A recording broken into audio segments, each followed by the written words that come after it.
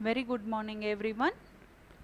In the previous session, based on the unit number 4, we have discussed two questions. First question is write a short note on components of CPU, and the second question is based on the block diagram of ALU. ALU means arithmetic and logical unit. This is the second lecture based on the unit number 4. In this session, we will discuss the question number 3, that is write a short note on general register organization or explain accumulator register. The question accumulator register may ask in the 3 mark, and if you need to write the short note on general register organization, it may ask in the 5 mark. Now let us start with the theory portion of general register organization. As I have told you that when there is a requirement to store data, at that time you need to have register, right? So register provides you the memory location which can be used for storing different types of pointers, when there is a use of counters, when you want to store the address, when you want to store temporary result or partial product during the multiplication or division or any arithmetic operation. So at that time you can use the concept of register. So when register is used, generally it can be used with the pointers, it can be used with the counters, it can be used with the addresses, it can be used with the temporary results, like when you perform any arithmetic operations like addition or subtraction or multiplication or division. So when you want to store the partial result of the operation, at that time you can use register. Having to refer memory location for such application which is a time consuming process, because memory access is most time consuming operation in computer.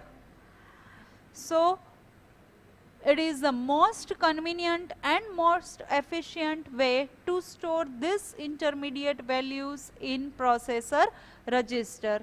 So when you want to store temporary values, at that time you can use the concept of register, because see, if you work with the memory, at that time it is a time consuming process to access such kind of memory. So we have a most efficient and convenient way in which you can use the register to store intermediate values. It is compulsory to provide common unit which perform all the arithmetic and logical operations.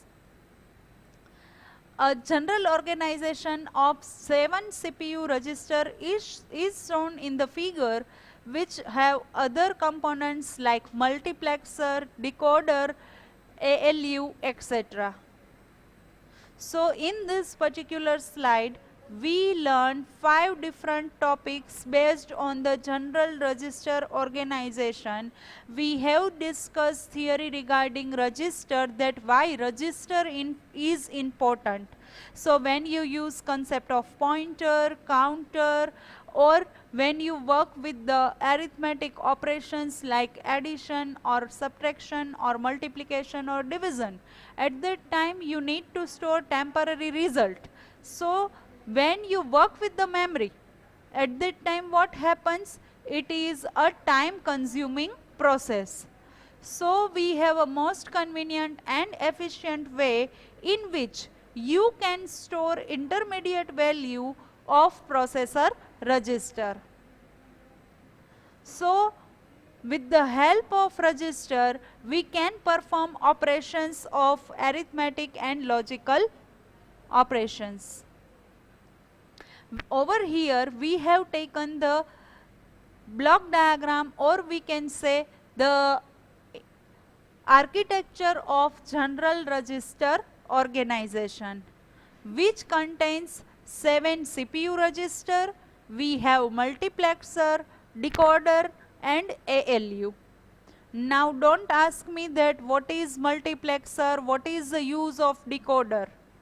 If you people don't know the concept of decoder, encoder, multiplexer or demultiplexer, you need to refer the videos related with the unit number 2, because these all are the parts of unit number 2. So in this particular figure, we have a combination of 7 CPU register, we have used multiplexers, we have used decoders as well as ALU as a component. Here is the diagram of a bus organization for 7 CPU register. So in the left side, the register can be marked with the R1 to R7. So there are 7 registers we have used in the bus organization. As I have told you that you need to pass clock pulses to select a particular register. So a particular register can only be selected if you pass clock pulses. Otherwise, you will not get the selection regarding registers. Now, each register contains input of output of ALU. So you can see that from the ALU, you will get output of ALU as the input line of each register. So first of all, when you draw the diagram of 7 CPU register, what you need to do, first of all, in the left side, you need to draw 7 boxes which can be marked with R1 to R7.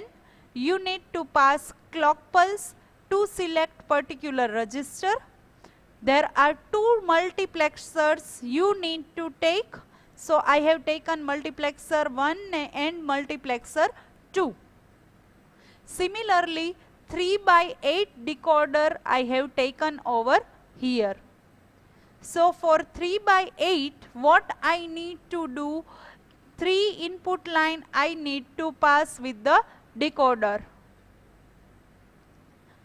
It will go inside load 7 lines. 7 lines means R1 to R7 register, and the 8th one is clock pulse. So which is called 3/8 decoder. Now how to draw the line, right? So first of all, what you need to do, the output of ALU, you need to pass it as an input of 7 different register. So in each register you need to pass the line. Now what you need to do, you need to pass R1, R2, R3, R4, R5, R6 and R7. This 7 line you need to pass in multiplexer 1 and multiplexer 2. One more input line you need to pass with both the multiplexers. So when you count the input line with the multiplexer, it will be 8. This is the first, second, third, fourth, fifth, sixth, 7 and 8. So 3/8 line is there. Let me repeat this point once again. when you start drawing 7 CPU register, at that time first of all you need to draw 7 boxes which can be marked with the R1 to R7. You need to pass clock pulses.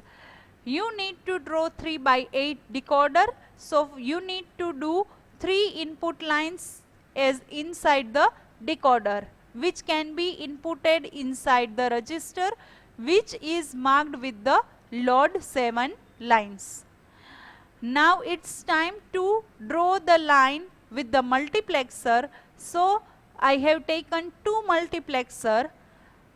All the 7 register lines will go inside multiplexer 1 and multiplexer 2. One more input line you need to pass with each multiplexer. So whenever you calculate the lines, input line with the multiplexer, it will be 8. So this is called 8 by 3 multiplexer.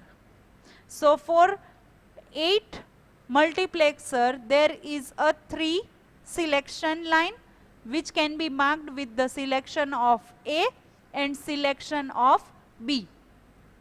The output of multiplexer 1 will be marked with the A bus, and the output of multiplexer 2 will be marked with the B bus.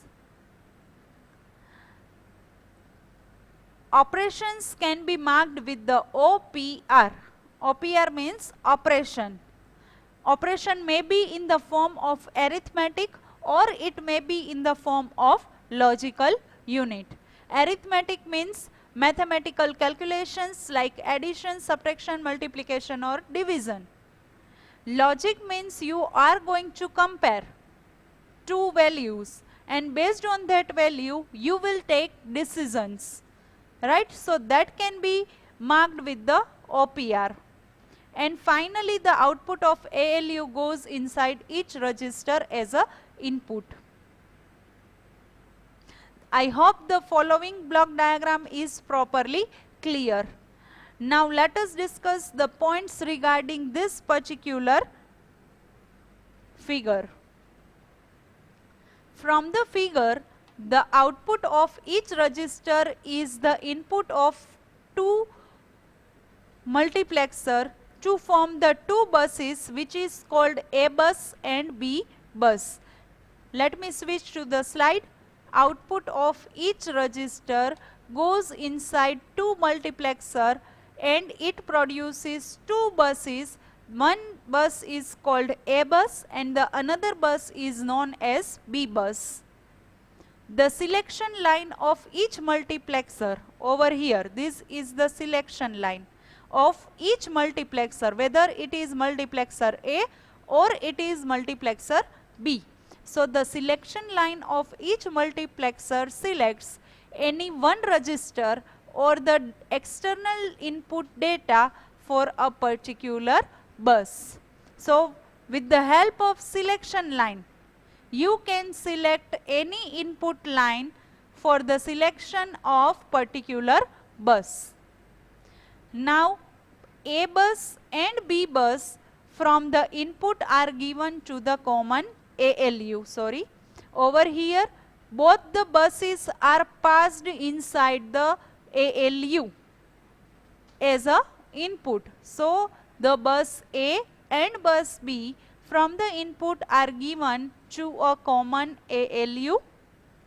The selected operation decides the arithmetic or logic micro operations that is to be performed. Because we know that all the operations are performed inside ALU. So now it's time for ALU to decide whether the ALU needs to perform arithmetic task or logical task. Now the result of micro operation is available for the external output and also goes into the input of all register. Over here it will produce output as well as it goes inside each register as a input. External sources means what? Outside the CPU. The decoder will select which register will receive the information from the output bus. So decoder is responsible to select register, that this particular register is responsible to receive the information from the output bus. The output bus may be in the form of A bus or B bus. So whatever the points I have explained from this slide, if you are not able to understand, then you can form your own points and you can write accordingly. There over here we have 7 registers which can be marked with R1 to R7. We have used decoder to pass or to select particular register. 3/8 decoder is there. So for that we have used selection line D. So at a time one register is selected. There are 2 types of multiplexer we have used. 7 input line has been passed from the register itself and 1 input line will be passed in both the multiplexer, which will produce 2 buses, A bus and B bus, which is inputted inside common ALU. Now it's time for ALU to decide whether ALU needs to perform arithmetic task or logical task. After performing the task, it will produce output to the external sources, as well as the ALU is responsible to pass the values as an input of each register. So these all are the points related with the given figure.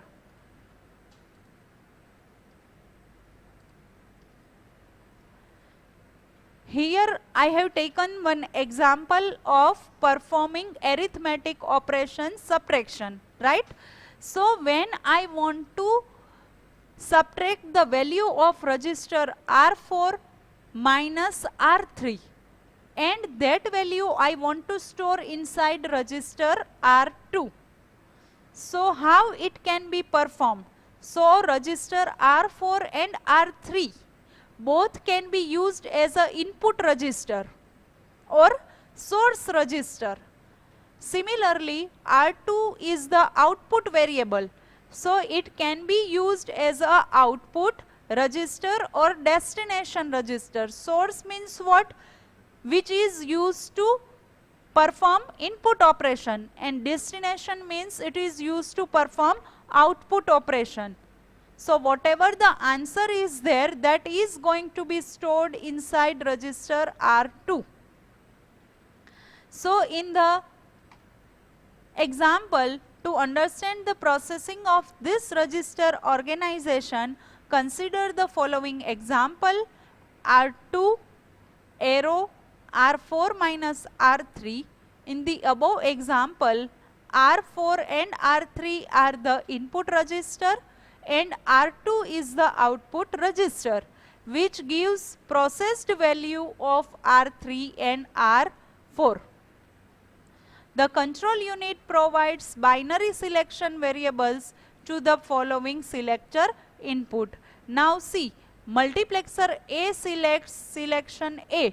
So first of all, the first step is what? R4 goes inside bus A. What is the second step?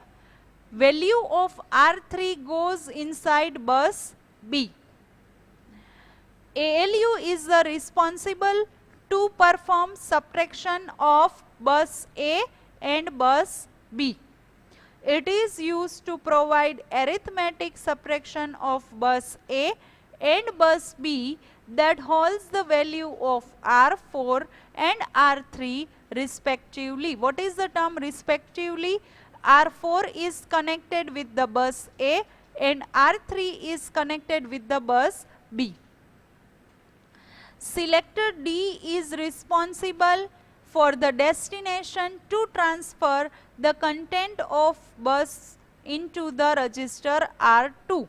So R2 is my output register, or it can be considered as a destination register. So whatever the output of R4 minus R3 is there, which is performed by ALU. So now we have a final answer, right? Or processed data. So that processed data will be stored inside register R2, which can be specified using selector D. Next is called control word. Now see, control word means what? It is a word which contains individual bit which can be represented using various control signals. Now it may contain a series of zeros and ones that are programmed to perform different operations on complement of system. So we can say that when we use the concept of complement, right, that concept we have already completed. So the value 0 can be replaced with the value 1 and 1 can be replaced with the value 0. So when you want to perform complement inside the system, at that time you can use control word. Control word represents individual bit of control signals. Control unit generates this set of control signals.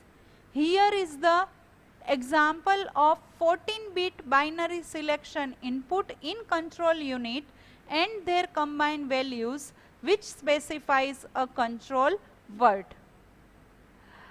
For the three values, what we have taken: selection line A, selection line B, selection line D, which can be used as an output, and operator. So R4, R3, R2 and minus operation.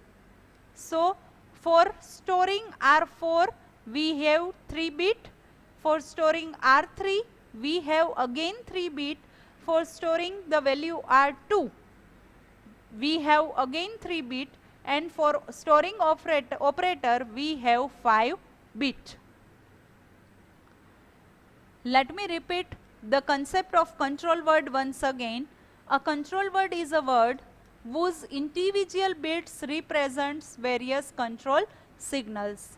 When you want to perform complement of a function which can be in the form of 0 and 1, at that time you can use control word. There is the representation of 14-bit binary selection input. 14-bit can be divided into 4 parts: selection line A, selection line B, selection line D and operation. A and B are the input variables, D are my output variable, and OPR stands for the performing operations.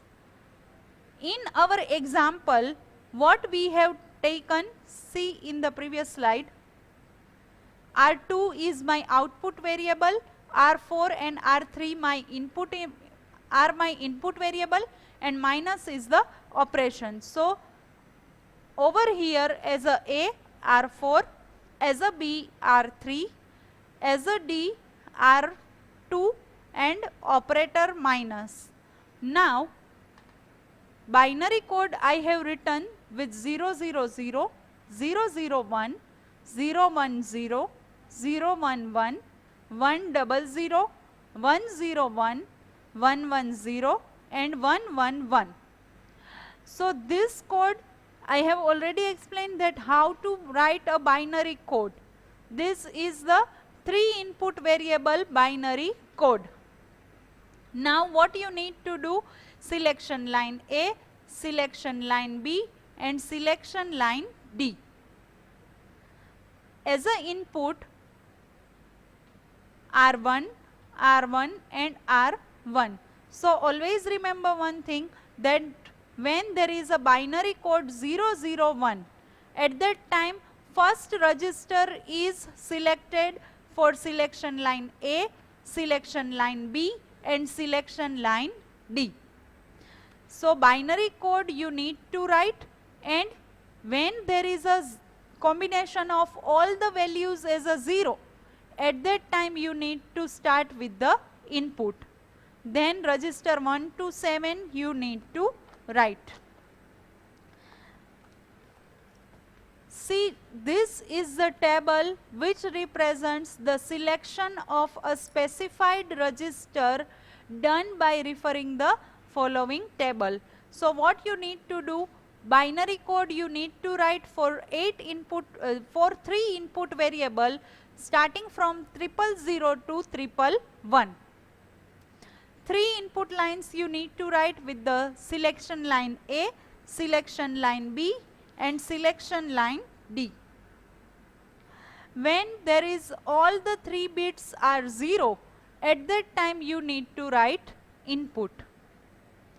Then in each selection line you need to write register R1 to R7. Now consider the operation. The same example we are going to take over here. R2 is output variable, R4 and R3 are my input variable and minus is a operation. Now see, selection line A, B and D contains 3 bits. See over here, 3 bit, 3 bit, 3 bit and operator are in the form of 5 bit. So you can see 3 bit, 3 bit, again 3 bit and operation are in the form of 5 bits. Now see, R4. So R4 is the selection line when binary code is 100. So what you need to do, you need to write 100 control word over here. Similarly, R3 contains 011. So you need to write 011 over here in the control word. Similarly, selection D is there. So selection D means R2. R2 means what? 010. How 010 is there? See, when you subtract 100 minus 011, at that time you will get 010. Let me repeat this once again. What is our example? I want to subtract value of register 4 from register 3. So I need to subtract 100, I need to perform subtraction of 100 minus 011. So you will get answer 010. That is the register 2's value of control word. And subtraction value is 00101. That is the code of minus, which you need to mark up. Memory unit which stores the control word, it is referred as a control memory. So always remember one thing, that control memory means what? Any memory unit which contains or which stores the control word. This is called control word, right? Computer cannot understand any other language, so you need to convert it into the binary. So that is referred as a control word. So 100, 011, 010, 00101 is known as the binary control word. So the control word represents the different kinds of control word in the memory unit, which can be marked as a control memory. And how this control word is written?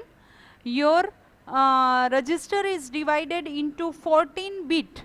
How 14 bit is divided?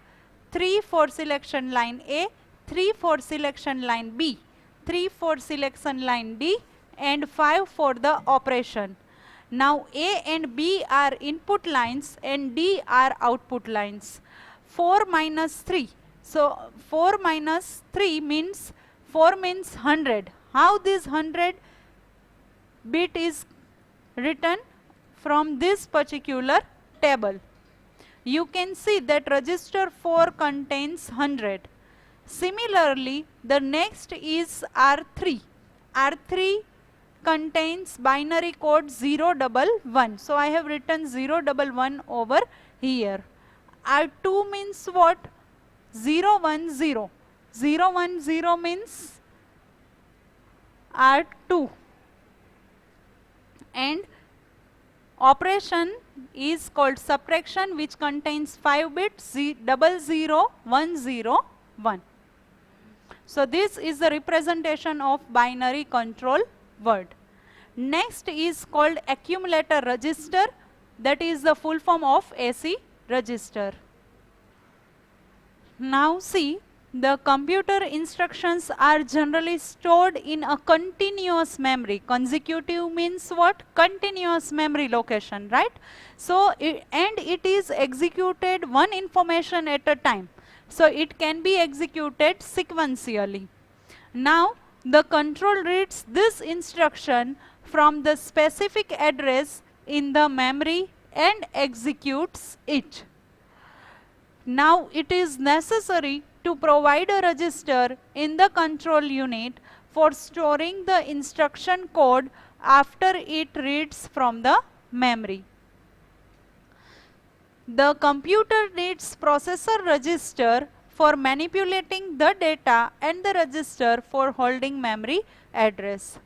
So, when there is a requirement to manipulate such kind of data, at that time you can use the memory address of the registers.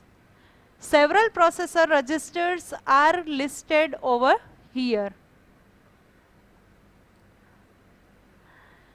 First is called stack pointer. Stack pointer means SP. SP is what? Stack pointer. Now see, when there is a address of the word that is currently on the top of the stack.